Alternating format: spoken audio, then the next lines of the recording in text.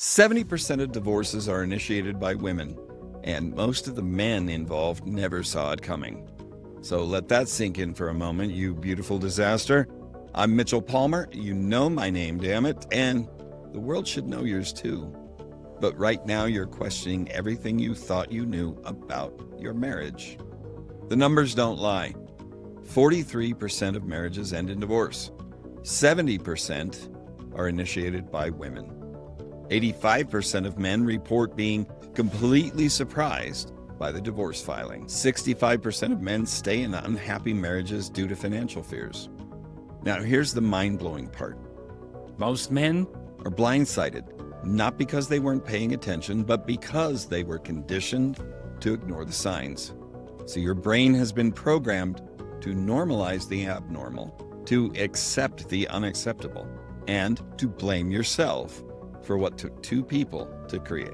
The raw truth, or as I call it, the stories from the trenches. Let's talk about Mike, a 52-year-old surgeon. He says, I realized I was more myself in the operating room with complete strangers than I was in my own home. How about Marcus?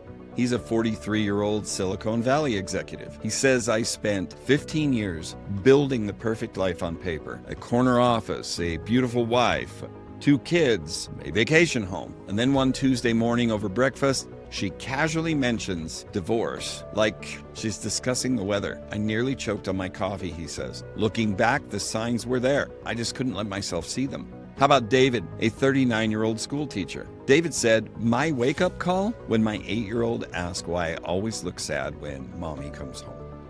All right, before we dive deeper, let's turn that mirror around. Yes, society's deck is stacked against you, but are you stacking the deck against yourself? It's time for some radical honesty. Picture yourself from your wife's perspective.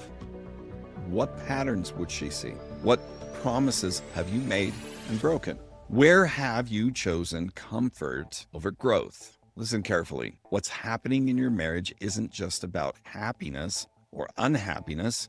It's about a fundamental disconnect between what you were taught marriage should be and what you're actually experiencing today. See, society fed you a bullshit narrative about happy wife, happy life, while completely ignoring your needs, your growth, and your right to be a complete human being. Research shows that 78% of men report staying in dead marriages for the kids, while 62% cite financial obligations as the primary reason for staying, while 38% admit to accepting emotional abuse as normal.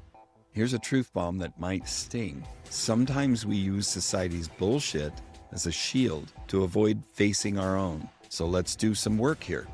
When was the last time you were truly vulnerable, not just angry? Have you been using work as an escape from emotional intimacy? Are you confusing emotional unavailability with masculinity?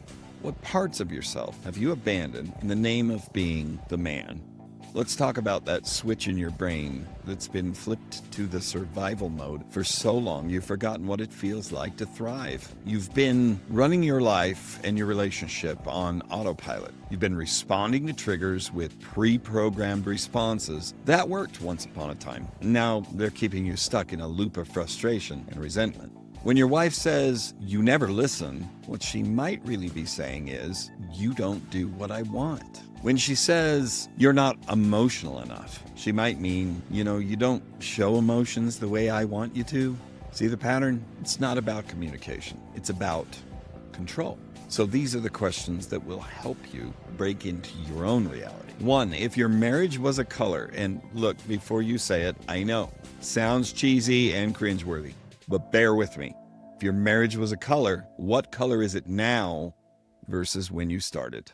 When you imagine your future, do you have to consciously add her back into the picture? Does the thought of another decade in this marriage make your chest tighten? What would your father say if he saw how you're living in your marriage? If your son was living your exact marriage, what advice would you give him? When was the last time you felt genuine desire for your wife and not just duty? Lastly, if you died tomorrow, would your epitaph read, he kept the peace? Or would it read, he lived authentically? Listen, before you go nuclear on this relationship, let's do a pattern interrupt. When you get a chance, get somewhere quiet. Close your eyes. Imagine your younger self, the one who fell in love. What would he say about how you're showing up in your marriage now? 1, write down every complaint you've ever had about your marriage. And 2, for each complaint, ask, well, how am I contributing to this? 3, where have I chosen resentment over communication? Number 4, what fears am I masking with anger? Number 5, what needs am I afraid to express to her? Here's the truth that's burning a hole in your gut. You already know, deep down beneath the layers of societal expectations, beneath the, but what about the kids and marriage takes work bullshit. You know exactly what you need to do. Let me tell you about James. He sat right where you are now. He was listing off every reason to stay: the kids, the mortgage, the family image. And then when asked the question, what would you tell your best friend if he was living your own life? He broke down. Why? Well, because sometimes we need permission to acknowledge what we already know. Now let's dive into the dark territory society pretends doesn't exist. That men can't be abused. Well, that's grade A bullshit. When she belittles your emotions, that's abuse. When she controls the finances, demanding that you earn more money, that's abuse. When she isolates you from friends and family through subtle manipulation, that's abuse. Here's some hidden statistics about abuse. 40% of domestic abuse victims are men. 89% never report the abuse. 71% fear they won't be believed. The real mindfuck? You deserve it. If you were only a better husband, if only you made more money, if only you understood her better, just stop. No one deserves to live walking on eggshells in their own home. Now, mind you, I want to be clear, she doesn't deserve this either. But the game is rigged, and you know it. Society preaches equality, but it practices double standards. You're expected to be strong, but not intimidating. Successful, but not a workaholic. Emotional, but not too emotional. You're expected to be always present, but don't you dare smother her. You're supposed to be there with passion, compassion, romance, and love, only when she wants it. And you're supposed to know when to do that without being told what it is she wants. Let's talk about some double standard data. 91% of men lose their primary custody battles for their children. 82% are expected to maintain the same lifestyle post-divorce. And 68% fear being labeled weak because they sought help. Here's a few significant telltale signs. Do you rehearse conversations before having them with her? Do you feel more yourself when she's not around? Do your dreams still include her, or don't they include her anymore? Have you stopped sharing good news with her first? Are you watching this right now and nodding along? Here's the hard truth about staying. Remember David? He stayed for the kids. 10 years later, his daughter told him, "Dad, we would have been fine with the divorce. What was messed up was watching you die inside every day." That conversation cost David $200 in therapy. Now let's look at an example of seeking permission and why you might be doing this yourself. Tom, a 52-year-old executive, said, "I spent 20 years waiting for permission to be happy. Turns out I was the only one who could give it. As such, I was the only one keeping me from attaining it. The day that I realized that was the day I finally filed for divorce. And now my kids see what authentic happiness looks like, not just survival."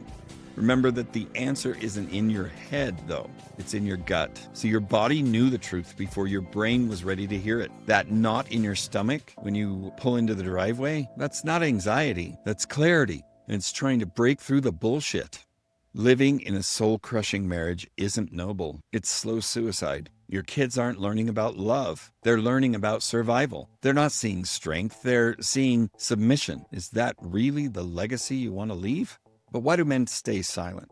85% of them fear losing their children. 83% of them fear financial ruin if they seek a divorce. The social stigma keeps 77% from saying or doing anything, while 68% of men just cross their fingers and hope things will change. Look, whatever happens, take some action now. Document everything. Secure your finances. Build your support network. Consult a lawyer. Tip, pay them. Free consultation from a lawyer is worth what you paid for. Start therapy or seek out a coach who can help you learn to access your own realization and know your rights. Remember that you're not alone, and remember true strength lies not just in fighting external battles, but in facing internal truths. Whether this marriage survives or ends, you owe yourself, and yes, your wife, the dignity of complete honesty. Sometimes the bravest thing isn't leaving or staying, it's being real about your part in that dance. Hit the subscribe button like it's your Declaration of Independence, and check out my Detox Your Toxic Relationships Guide. The link is in the description below this video, and it's completely free. Together, let's navigate this shitstorm and get you back to being the man you were meant to be. And that's whether it's in this rebuilt marriage or a new chapter of life. See you next time.